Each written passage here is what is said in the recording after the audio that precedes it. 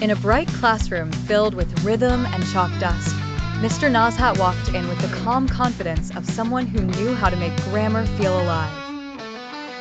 The students expected a lecture. Instead, they found a challenge.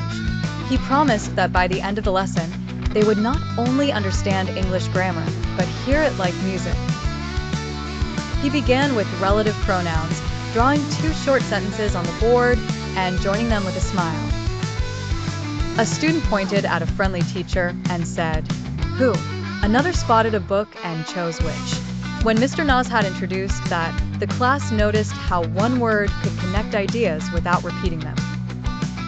Then he asked about a school, a town, a place with a memory tied to it, and where suddenly made perfect sense. The room grew quieter, not from boredom, but from concentration. Next came possessive pronouns, and the atmosphere changed again. Mr. Nozhat placed a few objects on his desk: a pen and notebook, a key, and a prize ribbon. He asked the students who each item belonged to. Mine ended one sentence. Yours completed another. His, hers, ours, and theirs followed like steps in a pattern. The students laughed when they realized how many extra nouns they had been repeating for no reason. Then came the trick. Mr. Nozhat mixed the 2 lessons together in a rapid round. A sentence would begin with a person, shift to a thing, then end with ownership. The class hesitated at first. One student answered wrongly, then corrected himself after hearing the logic in the sentence.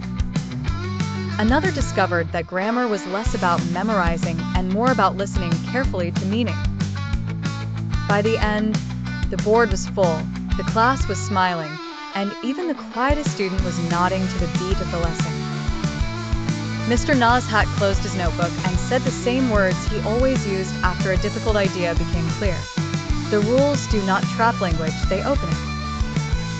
When the bell rang, the students left speaking in complete sentences, repeating who, which, where, and whose as if they had known them for years. The lesson had not only taught grammar, it had turned understanding into confidence.